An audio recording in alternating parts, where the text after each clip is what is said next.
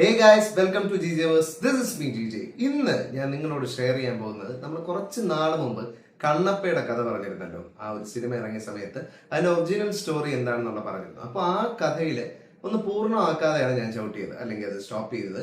കാളഹസ്തീശ്വരത്തിന്റെ കഥ ബാക്കിയുണ്ട്. സോ നമുക്ക് ഇന്ന് ആ ഒരു കഥയാണ് ഞാൻ പറയാൻ പോകുന്നത്. സോ ഇത് ഞാൻ വലിയൊരു വലിച്ചു നീട്ടാതെ എല്ലാവർക്കും മനസ്സിലാവുന്ന രീതിയിൽ, കൊച്ചുകുട്ടികൾക്ക് മുതൽ വയസ്സായവർക്ക് വരെ ഇൻട്രസ്റ്റിംഗ് ആക്കാൻ പറ്റുന്ന രീതിയിൽ ഞാൻ ഈ ഒരു കഥ ഇപ്പോൾ നിങ്ങളോട് ഷെയർ ചെയ്യാം. സോ നമുക്ക് ആ ഒരു പേര് തന്നെ അറിയാലോ, ശ്രീകാളഹസ്തീശ്വരൻ. സോ ആ ഒരു പേര് വന്നതിന് പിന്നിലും അവിടുത്തെ ആ ഒരു ശിവലിംഗത്തിന് പിന്നിലും ഉള്ള ഒരു കഥയാണ്. സോ അതിലാദ്യം നമുക്ക് ശ്രീ എവിടെ നിന്ന് വന്നെന്ന് തുടങ്ങാം. പണ്ട് ഒരു ശില്പി ഉണ്ടായിരുന്നു. അദ്ദേഹം ഭയങ്കര ഒരു ടാലന്റഡ് ആയിട്ടുള്ള ഒരു ശില്പിയായിരുന്നു. അപ്പൊ അദ്ദേഹം അങ്ങനെ ടാലന്റഡ് ആയ ശില്പിയായി. അപ്പൊ എല്ലാ സൈഡിൽ നിന്നും പ്രൈസ് കിട്ടും. ഭയങ്കര എന്താ പറയുക, എല്ലാവരും പുകഴ്ത്തി അയാൾ ഭയങ്കര അഹങ്കാരത്തിന്റെ ഒരു പാരമ്യത്തിലെത്തി. അപ്പൊ ആ ഒരു അളവിലോട്ട് വളർന്നു കഴിഞ്ഞപ്പോഴത്തേക്കും ബ്രഹ്മദേവനുമായിട്ട് പുള്ളി ഒരു മത്സരം വെച്ചു. ബ്രഹ്മാവിനേക്കാൾ വലിയ സൃഷ്ടാവായി മാറി ഞാൻ എന്ന് പറഞ്ഞിട്ട് ഭയങ്കര ഷോയൊക്കെ ഇറക്കി.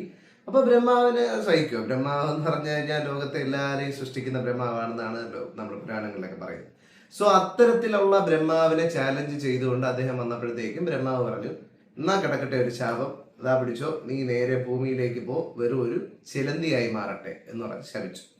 അപ്പോൾ ഉടനെ ഇയാൾ തകർന്ന് ഭയങ്കര വിഷമത്തോടെ പോയി പറഞ്ഞു, ബ്രഹ്മാവേ, എന്നെ ഇങ്ങനെ ശപിക്കരുതേ, എനിക്ക് എങ്ങനെയെങ്കിലും ഒന്ന് ഇതിൽ നിന്ന് രക്ഷപ്പെടാൻ ഒരു വഴി തരണേ എന്ന് പറഞ്ഞു.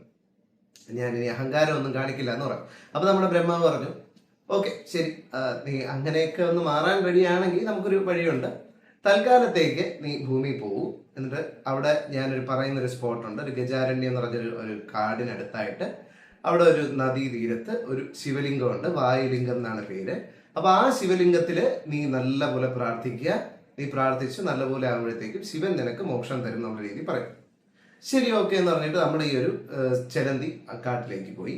കാട്ടിൽ പോയപ്പോഴത്തേക്കും കാട്ടില് ഒരു വലിയ മരമുണ്ട്. അപ്പൊ ആ മരത്തിന്റെ അവിടെ ഈ ചിലന്തി കൂട് കെട്ടി താമസിക്കാൻ തുടങ്ങി. ഇതിനറിയില്ല എവിടെയാണ് എക്സാക്ട്ലി ശിവലിംഗം എന്നുണ്ട്. പണ്ട് ഈ ഗൂഗിൾ മാപ്പ് ഒന്നും ഇല്ലല്ലോ, എന്നിട്ട് പോകാനൊന്നും അറിയില്ല. സോ കാട്ടിൽ ഇങ്ങനെ മരത്തിൽ താമസിക്കാൻ തുടങ്ങി. അപ്പൊ അങ്ങനെ ഈ ഗജാരണ്യ കാട്ടിൽ അദ്ദേഹം അല്ലെങ്കിൽ ആ ഒരു ചിലന്തി ഇങ്ങനെ താമസിച്ച് വന്നപ്പോഴത്തേക്ക് ഒരു ദിവസം ഒരു മുനി അവിടെ പൂജ ചെയ്യാനായിട്ട്, അവിടെ ഒരു ശിവലിംഗം ഉണ്ടെന്നുള്ളത് അറിയാമല്ലോ നമുക്ക്. അപ്പൊ ആ ഒരു ശിവലിംഗം പൂജ ചെയ്യാനായിട്ട് ഈ മരത്തിൽ നിന്ന് ഇലകൾ പറിച്ച കൂട്ടത്തിൽ നമ്മുടെ ചിലന്തി കുട്ടനും കൂടെ ഇതിൻ്റെ അകത്ത് വീണു. എന്നിട്ട് ഇതിനെയും കൊണ്ട് നേരെ പോയി പൂജിക്കാനായിട്ട് അവിടെ ഇങ്ങനെ പൂജ സ്റ്റാർട്ട് ചെയ്തപ്പോഴത്തേക്ക് ഇതിൽ നിന്ന് പതുക്കെ ഇറങ്ങി പോയി. ഓക്കെ, ഇതാണ് വായുലിംഗം എന്നുള്ള മനസ്സിലാക്കി. എന്നിട്ട് ആ വായുലിംഗത്തിന്റെ അടുത്ത് ചെന്ന് ഇങ്ങനെ നിന്നു. ഈ സംഭവം ഈ സ്വാമി പൂജയൊക്കെ പോയി കഴിഞ്ഞപ്പോഴത്തേക്കും ചിലന്തിക്ക് മനസ്സിലായി, ഓക്കെ, ഇവിടെയാണ് ഇനി എന്റെ പരിപാടികൾ, അല്ലെങ്കിൽ ഞാൻ ഭക്തിയോടെ നിൽക്കേണ്ട ഇവിടെയാണ്. അപ്പൊ ഈ ചിലന്തി നോക്കിയപ്പോഴത്തേക്കും ഭയങ്കരമായി വെയിൽ അടിക്കുന്നുണ്ട് ശിവലിംഗത്തിലോട്ട്, അല്ലെങ്കിൽ മഴ പെയ്യുമ്പോൾ മഴവെള്ളം വീഴുന്നുണ്ട്. സോ ഈ ചിലന്തി എന്ത് ചെയ്യുന്ന വെച്ച് കഴിഞ്ഞാൽ വല നെയ്ത് ഒരു ചെറിയൊരു കൊട്ടാരം പോലെ ചെയ്ത്, ഒരു അമ്പലം പോലെ ചെയ്ത്, തൂണുകളും ഹോളും എല്ലാം ചെയ്ത് ഭംഗിയാക്കി എടുത്തു. ആ ഒരു വലയൊക്കെ നെയ്ത് ഭംഗിയാക്കി എടുത്ത് അങ്ങനെ എന്നും ശിവനെ പ്രാർത്ഥിക്കാൻ തുടങ്ങി അവിടെ ഇരുന്ന്. അപ്പൊ ഈ ഒരു പീരീഡ് ഓഫ് ടൈമിൽ ശിവൻ ഇതെല്ലാം നമ്മുടെ കൈലാസത്തിൽ ഇരുന്ന് കണ്ടോണ്ടിരിക്കുകയാണല്ലോ. അപ്പൊ ശിവൻ ഇങ്ങനെ നോക്കിയിട്ട് പറഞ്ഞു, നമുക്ക് ഇവന്റെ ഭക്തി ഒന്ന് ടെസ്റ്റ് ചെയ്യണം.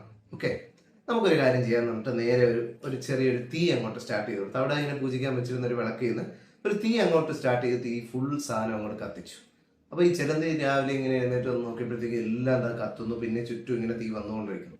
അപ്പൊ ഈ ചിലന്തിക്ക് അങ്ങോട്ട് വിഷമമായിട്ട് ഇത് എങ്ങനെയെങ്കിലും ഇത് അണയ്ക്കണമല്ലോ എന്ന് വിചാരിച്ചിട്ട് പോയി സ്വന്തം ദേഹം പൊള്ളിക്കൊണ്ട് തന്നെ അതിന്റെ പുറത്തോട്ട് വല നെയ്ത് ഇത് ആ തീയെ മുഴുവൻ കണ്ടെയ്ൻ ചെയ്യാനായിട്ട് ശ്രമിച്ചുകൊണ്ടിരുന്നു.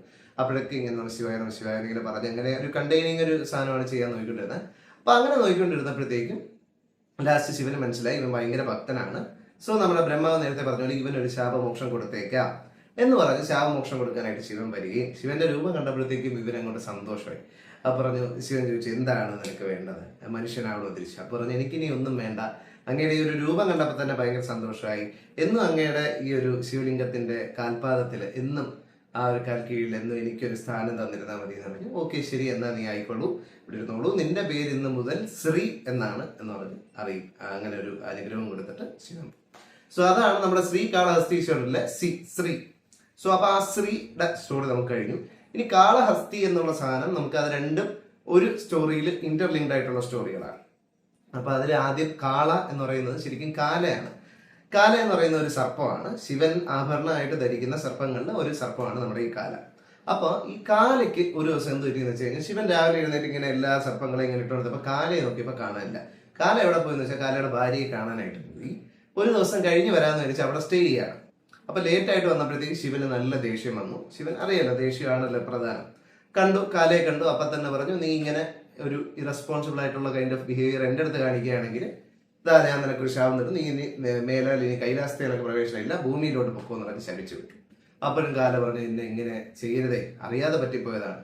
ശരി, എന്നാൽ നീ ഒരു കാര്യം ചെയ്യും, ഇതേപോലെ അടുത്തൊരു വായുലിംഗം ഉണ്ട്, അവിടെ പോയി നീ പ്രാർത്ഥിച്ചു കഴിഞ്ഞോളൂ, സമയമാകുമ്പോൾ ഞാൻ നിന്നെ കൂട്ടിക്കൊണ്ടുവരാന്ന് പറഞ്ഞിട്ട് വരും. അങ്ങനെ ഈ നമ്മുടെ കാല പോയി ഗജാരണ്യത്തിന്റെ അവിടെ ഇരിക്കും. ഈ ഗജാരണ്യത്തില് ഒരു വലിയൊരു ആനയുണ്ട്. ആ ആനയുടെ പിന്നിലൊരു കഥയുണ്ട്. ആന എന്താണെന്ന് വെച്ച് കഴിഞ്ഞാൽ നമ്മുടെ ശിവന്റെ ശിവഗണങ്ങളിൽ ഒരു ശിവഗണമായിരുന്നു ഹസ്തി എന്ന് പറഞ്ഞ ഒരു പുള്ളി, ഒരു ഭൂതം, ശിവഗണം. അപ്പൊ ആ ശിവഗണം ഒരു ദിവസം ഒരു പർട്ടിക്കുലർ ഇൻഫർമേഷൻ കിട്ടി, അതായത് ഇങ്ങനെ ഒരു കാര്യം ശിവനെ അറിയിക്കണം എന്ന് പറഞ്ഞ് നാരദരുടെ സൈഡിൽ നിന്ന് ഒരു ഇൻഫർമേഷൻ കിട്ടിയപ്പോൾ ഓടി ശിവന്റെ അടുത്തോട്ട് പോവുകയാണ്. അപ്പൊ ശിവന്റെ ബെഡ്റൂമിന്റെ അവിടെ കാവൽ നിൽക്കുകയാണ് ആൾക്കാർ. അകത്തേക്ക് കടത്തി വിടില്ല, ഒരു കാരണവശാലും അകത്തോട്ട് കയറരുതെന്ന് പറഞ്ഞ് വിരട്ടി ഇങ്ങനെ നിർത്തിയപ്പോഴത്തേക്കും ഇവരെയൊക്കെ പിടിച്ചു മാറ്റിയിട്ട് ഞാൻ കയറുന്ന പറഞ്ഞ് ചാടി കയറിയപ്പോൾ അവിടെ ശിവനും പാർവതിയും കൂടെ ആ ഒരു പ്രേമമായിട്ട് പ്രണയിച്ച് അങ്ങനെ ഇരിക്കുകയായിരുന്നു. ആ സമയത്ത് ഇങ്ങനെ കയറി വന്നപ്പോൾ ശിവൻ അങ്ങോട്ട് ദേഷ്യം വന്നു. ശിവൻ പറഞ്ഞു, ഇനി മേലാൽ നിനക്ക് കൈലാസത്തിൽ പ്രവേശനമില്ല, നീ ഭൂമിയിൽ ഒരു ആനയായി മാറട്ടെ എന്ന് പറഞ്ഞ് ശപിച്ചു. അപ്പൊ അങ്ങനെ ഒരു ആനയായി മാറി അവനും ഭൂമിയിലുണ്ട്. അവനോടും പറഞ്ഞു, നീ ശിവലിംഗത്തിനെ ഇങ്ങനെ പൂജിച്ചിരുന്നോളുക, സമയമാകുമ്പോൾ നിനക്ക് മോക്ഷം തരും. അങ്ങനെ ഇവരുടെ രണ്ടുപേരുടെ കഥ ആ ഗജാരണ്യത്തിൽ ഇങ്ങനെ നടന്നുകൊണ്ടിരിക്കുകയാണ്. കാല എന്ന് പറയുന്ന സർപ്പം എന്ത് ചെയ്യുന്ന വെച്ച് കഴിഞ്ഞാൽ എല്ലാ ദിവസവും വരും ഈ ശിവലിംഗത്തിന് ചുറ്റും ഇങ്ങനെ കയറിയിട്ട് മഴയൊന്നും നനയാതെ ഇങ്ങനെ അതിന്റെ പത്തിയൊക്കെ വിടർത്തി ഇതിനെ പ്രൊട്ടക്ട് ചെയ്തിരിക്കും. എന്നിട്ട് എന്ത് ചെയ്യുന്ന വെച്ച് കഴിഞ്ഞാൽ ഈ പാമ്പിന് പൊതുവെ ജെംസ്, അതായത് നമ്മുടെ എന്താ പറയാ ഈ മാണിക്യം എന്നൊക്കെ പറഞ്ഞ സാധനങ്ങളില്ലേ, അതൊക്കെ വെച്ചാണ് ശിവലിംഗം അലങ്കരിക്കുക. അങ്ങനെ അലങ്കരിച്ചിട്ട് പോകും. രാത്രിയാകുമ്പോൾ എഴുന്നേറ്റ് പോകും. രാത്രിയാകുമ്പോഴാണ് നമ്മുടെ ഈ ആന വരുന്നത്. അത് വൈകുന്നേരം സമയമൊക്കെ ആകുമ്പോൾ ആന വന്നിട്ട് നമ്മുടെ ആ ഒരു ഹസ്തി അവൻ വന്നിട്ട് വെള്ളം ഇങ്ങനെ എടുത്ത് പുഴയിൽ നിന്ന് എടുത്തിട്ട് നല്ലപോലെ ഇങ്ങനെ കുളിപ്പിച്ച് റെഡിയാക്കും. സ്വർണ്ണമുഖി എന്നാണ് ആ നദിയുടെ പേര് കേട്ടോ. അപ്പൊ ആ സ്വർണ്ണമുഖി നദിയിൽ നിന്ന് വെള്ളം എടുത്ത് ഇങ്ങനെ കുളിപ്പിച്ച് റെഡിയാക്കി എല്ലാ ദിവസവും ഇതേപോലെ ഇങ്ങനെ വരും. അപ്പൊ നമുക്ക് ഈ ജെംസ് ഒക്കെ ഇങ്ങനെ ഇരിക്കുന്നതാണ്, നമ്മുടെ ഈ വൈരങ്ങളും മുത്തുകളും അതൊക്കെ ഇങ്ങനെ തട്ടിക്കളഞ്ഞിട്ട് നല്ല ഇലകൾ വെച്ച് അലങ്കരിച്ച് ഇങ്ങനെ പൂജിച്ചിട്ട് പോകും. രാവിലെ ആകുമ്പോൾ പാമ്പ് ഇത് കാണും, പാമ്പിന് ദേഷ്യം വരും. അപ്പൊ ഇങ്ങനെ കാല ഇങ്ങനെ ഇതിനെ ഒരു രീതിയിൽ അലങ്കരിക്കുന്നു, അതിനെ രാത്രി ഹസ്തി മാറ്റുന്നു, തിരിച്ച് രാവിലെ കാല മാറ്റുന്നു. അങ്ങനെ ആയപ്പോൾ രണ്ടുപേർക്കും അറിയാം ആരോ ഒരാൾ ഇത് പണി ചെയ്യുന്നുണ്ട്. അപ്പൊ ഇതേപോലെ കാല ഇങ്ങനെ അലങ്കരിച്ചിട്ട് പോയി, രാവിലെ പോയി. അത് കഴിഞ്ഞപ്പോൾ രാത്രിയായപ്പോൾ ആന വന്നിട്ട് ഇത് കണ്ടപ്പോഴത്തേക്ക് നല്ല ദേഷ്യമായി. എന്നിട്ട് രാവിലെ ഇത് ആരാ ചെയ്യുന്നതെന്ന് അറിയാൻ വേണ്ടി അവിടെ ഇങ്ങനെ വെയിറ്റ് ചെയ്തിരുന്നപ്പോൾ രാവിലെ ആയപ്പോൾ നോക്കിയപ്പം നമ്മുടെ കാലയും വന്നു, ഹസ്തിയും വന്നു. ഹസ്തി ഇങ്ങനെ ഇത് കണ്ടതും നേരെ കാലയുടെ അടുത്തോട്ട് പോയി. കാല എന്ത് ചെയ്തു, പെട്ടെന്നൊരു ചെറിയ പുഴുവായിട്ട് മാറിയിട്ട് ഹസ്തിയുടെ തുമ്പിക്കൈക്കകത്തോട്ട് കയറിയിട്ട് അകത്തൊരു കടി തന്നെ, അവിടെയും കടിച്ചു ഇവിടെയും കടിച്ചു. അപ്പൊ ഇതിനങ്ങോട്ട് കൺട്രോൾ പോയി ഹസ്തിക്ക്. ഇങ്ങനെ ഓടുകയാണ്, അവിടെ ഇവിടെ ഓടി, എനിക്കിനി വയ്യ, എന്തെങ്കിലും ചെയ്ത് ഇതിന്റെ ഭയങ്കര ഒരു അസ്വസ്ഥയുണ്ടോ, നമ്മുടെ മൂക്കിന്റെ സാധനം കയറി കടിച്ച ഒരു ആനയുടെ വലിയ മൂക്കിന് മൊത്തം കടിയോട് കടി. ആന ഇങ്ങനെ ഓടി അവസാനം ഒരു രക്ഷയില്ല. ദൈവമേ, എന്നെ എങ്ങനെയെങ്കിലും ഒന്ന് രക്ഷിക്കണേ, ഒരു കാര്യം ചെയ്യാൻ, ഞാൻ എന്റെ തലയടിച്ച് പൊട്ടിക്കുക, അങ്ങനെയെങ്കിലും ഇതൊന്നും തീരട്ടെ എന്ന് പറഞ്ഞ് ശിവഭഗവാനെ എന്നോട് ക്ഷമിക്കണേ, ചെയ്ത തെറ്റുകൾക്ക് എനിക്ക് പ്രായശ്ചിത്തം ചെയ്യാൻ പറ്റിയില്ല, ഇതോടെ എന്റെ ജീവിതം അവസാനിക്കുകയാണെന്ന് പറഞ്ഞ് ഓടിക്കൊണ്ട് അത് ഈ മൂക്കും തലയെല്ലാം കൂടെ ഒരു കല്ലിച്ചെന്ന് ഒറ്റയിടി. അതോടെ ഇതിന്റെ ശിരസ് തലയൊട്ടി പൊട്ടുകയും പിന്നെ മൂക്ക് പൊട്ടി. അപ്പൊ അതോടെ ഇതിനകത്തിരുന്ന പാമ്പും രണ്ടുപേരും, അതായത് ഈ ഒരു കാലയും പോയി ഹസ്തിയും പോയി, രണ്ടുപേരും മരിച്ചു. അപ്പോൾ ശിവൻ പ്രത്യക്ഷപ്പെട്ടു. രണ്ടുപേരുടെയും ആ ഒരു ആത്മാവ് വന്നപ്പോഴത്തേക്കും രണ്ടുപേർക്കും ശാപമോക്ഷം കൊടുത്തു. എന്നിട്ട് പറഞ്ഞു, ഇന്ന് മുതൽ നിങ്ങളെ ഞാൻ ഇവിടെ കൂടെ കൂട്ടുകയാണ്. അതായത് കാലയും വരും, കാലയെ വരുന്നിട്ട് എന്ത് പറഞ്ഞു, നീ എനിക്ക് എന്നും ഒരു കൂടെയായിട്ട് ഒരു ആഭരണം പോലെ എന്നും എൻ്റെ കൂടെ ഉണ്ടാവണം. എന്നിട്ട് ഹസ്തി എന്ത് ചെയ്തു, ഹസ്തിയുടെ തൊലി എടുത്ത് ഉടുത്തു, ഒരു ഡ്രസ്സ് പോലെ അണിഞ്ഞ് എന്നിട്ട് നീ എന്നും എൻ്റെ കൂടെ ഉണ്ടാവണം. അപ്പൊ അങ്ങനെയാണ് നമ്മുടെ ആദ്യമായിട്ടുള്ള ചെലന്തിയായിട്ടുള്ള ശ്രീ, പിന്നെ കാലസർപ്പമായിട്ടുള്ള കാല, പിന്നെ ഹസ്തിയുടെ ഡ്രസ്സ് എടുത്തണിഞ്ഞ് ഹസ്തി. അങ്ങനെയാണ് ശ്രീ കാല ഹസ്തിനെയാണ് പിന്നെ ശ്രീ കാളഹസ്തീശ്വരം എന്നുള്ള പേരിൽ അറിയപ്പെട്ടത്.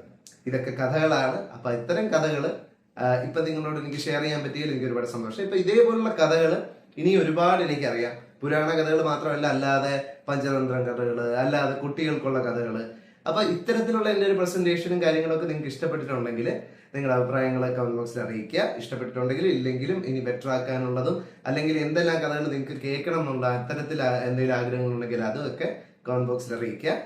അപ്പോൾ വീഡിയോ ഇഷ്ടമായിട്ടുണ്ടെങ്കിൽ ലൈക്ക് ചെയ്യുക, ഫ്രണ്ട്സിനും ഫാമിലിക്ക് എല്ലാവർക്കും ഷെയർ ചെയ്ത് കൊടുക്കുക. GJverse എന്ന് പറഞ്ഞ ഈ ചാനൽ സബ്സ്ക്രൈബ് ചെയ്യുക. ബെൽ ബട്ടൺ കൂടി എനേബിൾ ചെയ്ത് കഴിഞ്ഞാൽ ഞാൻ അപ്ലോഡ് ചെയ്യുന്ന വീഡിയോസിൻ്റെയൊക്കെ നോട്ടിഫിക്കേഷൻസ് നിങ്ങൾക്ക് അപ്പം കിട്ടുന്നതായിരിക്കും. അപ്പോൾ മറ്റൊരു വീഡിയോ കാണാം. അതുവരെയും it's me G signing off. By.